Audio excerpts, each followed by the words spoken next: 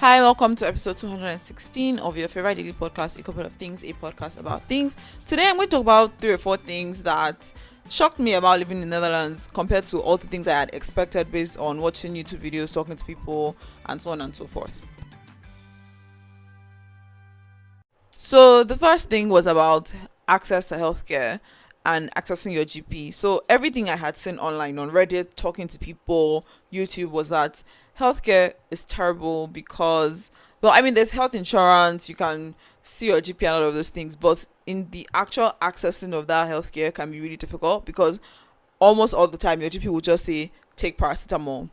And luckily for me, this has not been my experience. I actually didn't get a GP until like 8 months in when I didn't understand what was going on with me during summer, my first summer here.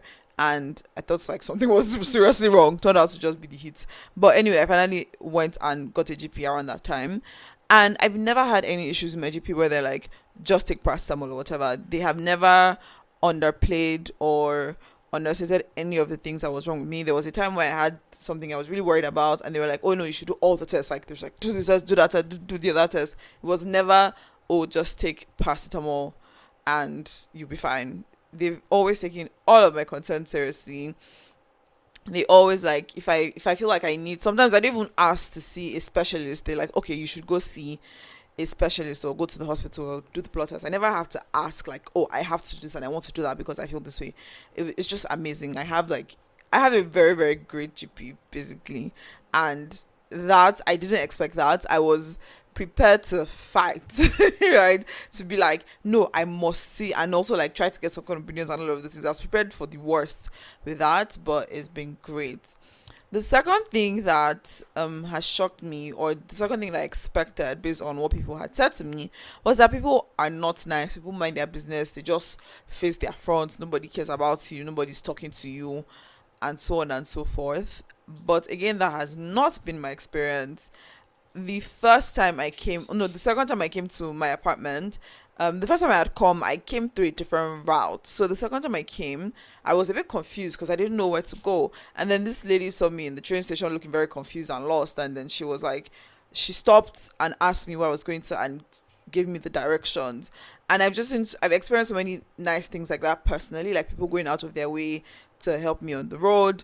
And I've also seen people do that for other people. Like so many times I've seen people fall off their bikes or have like similar those kind of like minor accidents, and literally the whole street will stop. Everybody will stop, cars will stop. There was even one I saw where somebody came out of their car to meet the person who had fallen on the road to see if they were okay and if they needed help. So those are the kinds of things that I have seen. People are really nice. I've experienced people being nice, at least especially compared to Berlin. People were not nice in Berlin. But here, like in Amsterdam at least, which is again, all of this is based on my personal experience and living in Amsterdam in particular, people are very nice. People smile at you on the streets. People stop to answer questions. People talk to you, and like, yeah, it's great in that respect.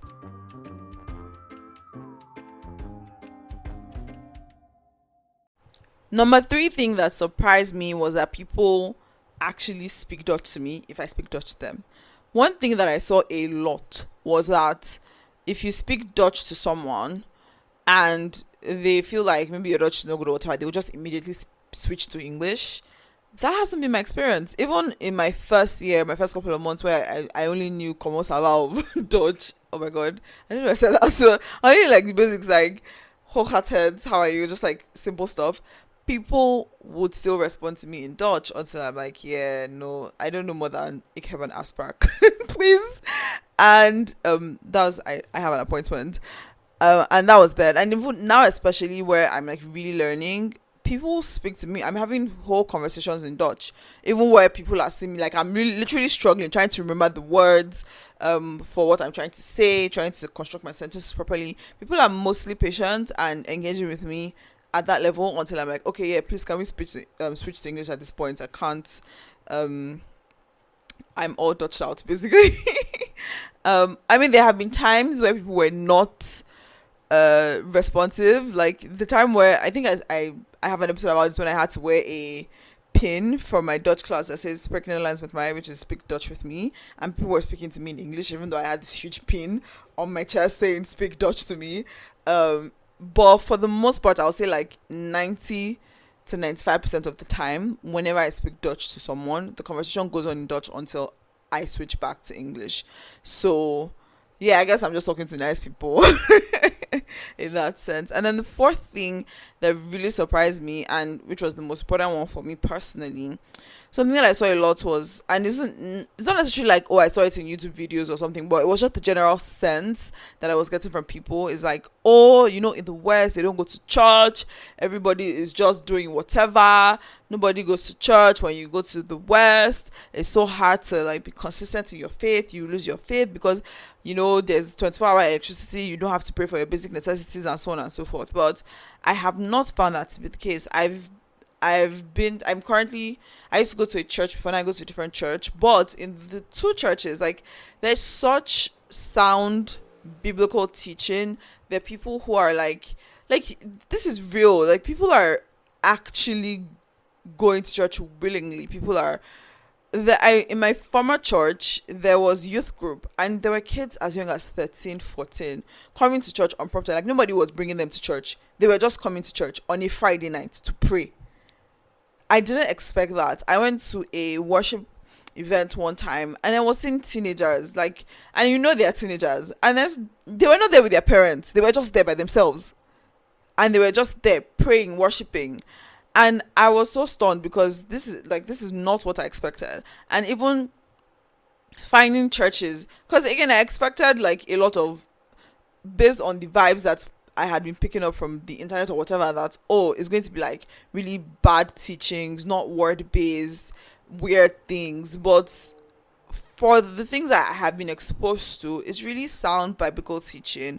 People are actually following proper discipleship processes. There's like, it's just amazing. This is the thing that shocked me the most, to be honest. Just seeing that there's actually people who are true, genuine Christians practicing true, genuine Christianity in this part as well.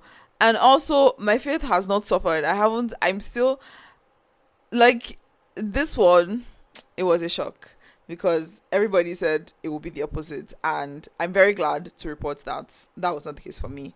That's it. Thank you for listening. Bye.